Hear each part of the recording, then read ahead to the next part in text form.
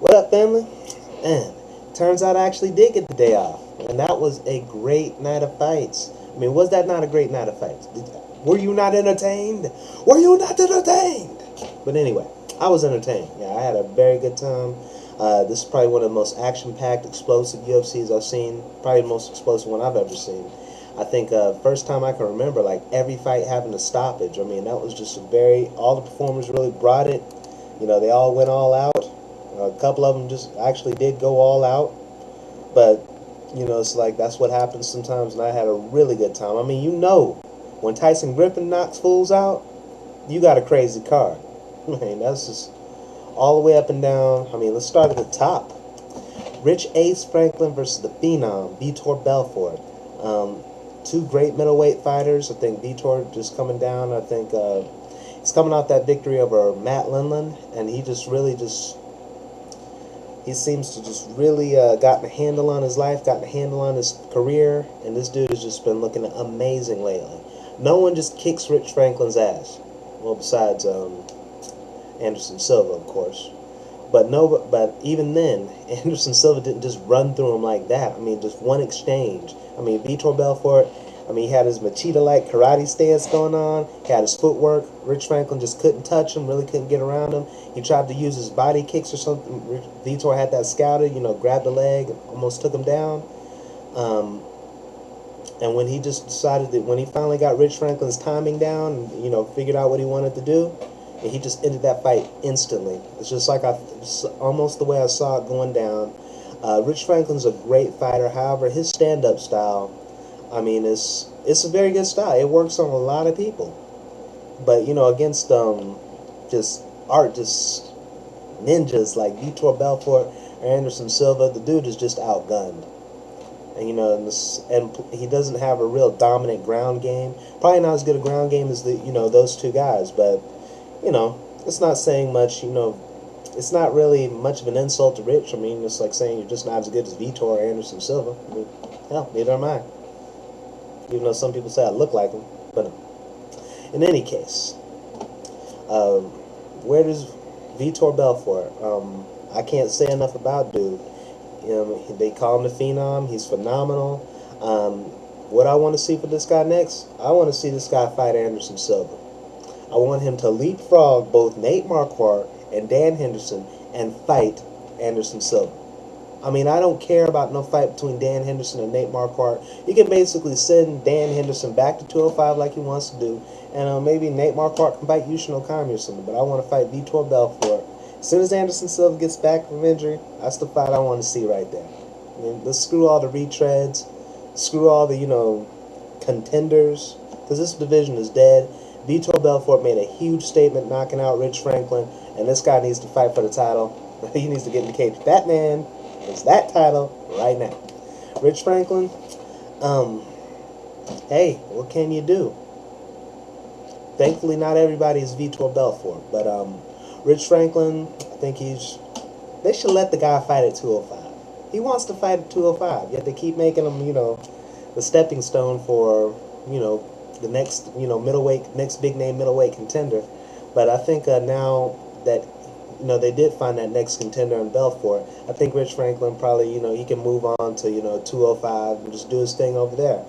He's still a great fighter. He's still got a lot to do. I don't know if he'll be fighting for the title anytime soon or how he'll deal with all those big guys at 205, but, you know, so Rich Franklin, he'll be all right. He'll be all right. I can't say the same for old Mirko Cro Cop. It's clear that the evolution of MMA has just really left this guy behind. Unlike in Pride, people are not going to be nice enough in the UFC to just stand a couple feet in front of you and let you kick their heads off. No. They're going to clinch with you. They're going to put you against the fence. They're going to, you know, throw some bombs inside. Junior Dos Santos, dude, looked like a tank out there. I mean, it's like, he's not exactly the biggest, you know, heavyweight himself. What is he, like 236? But still, he just looked huge against Mirko. Mirko was nailing him with some good shots, some good straight punches, some jabs and crosses, but Junior just ate those things and just, man, he was just swinging hammers at Cro Cop.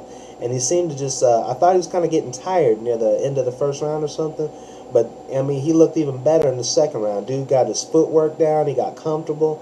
And this was really... And then in the third, he just got stronger as the fight gone on. You know, he got Mirko Cro Cop in the clinch, kneed the hell out of him, and hit him with an uppercut to the eye, and just Mirko won no mas.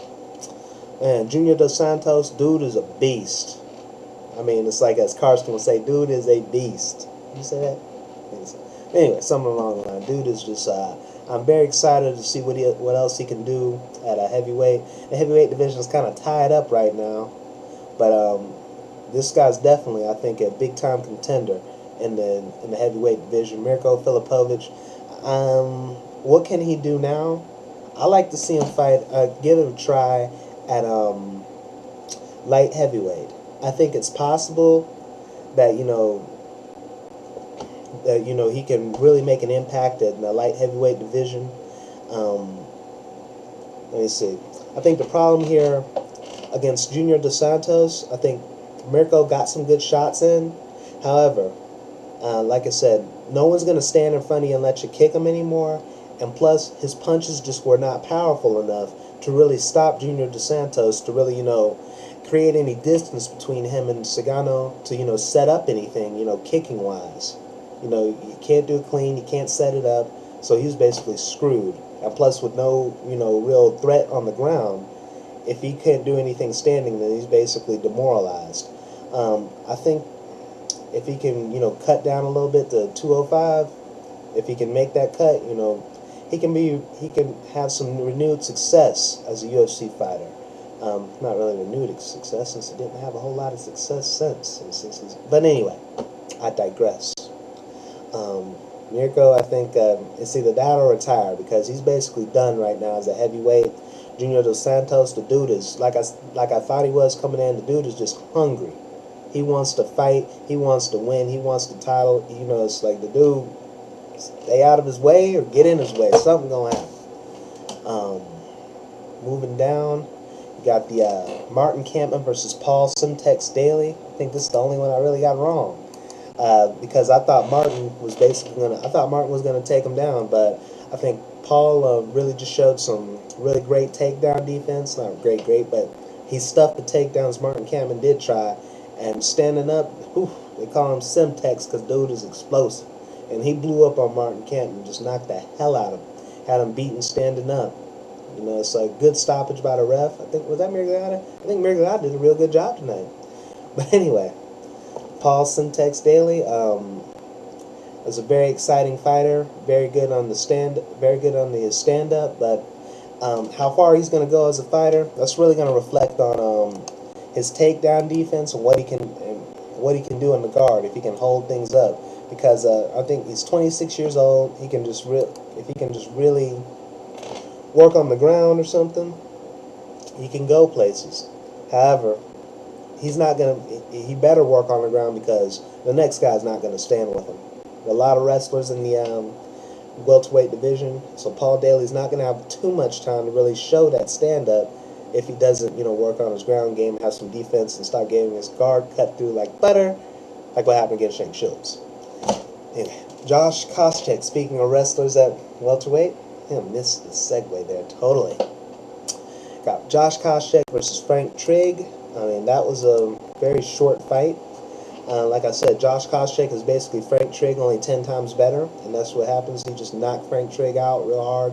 People thought the stoppage was kind of early. No, Frank Trigg was done, and he's done. Tyson Griffin versus Hermes Franca. Speaking of done, Hermes Franca couldn't make weight, couldn't get a good, decent dive job, and first round was awful.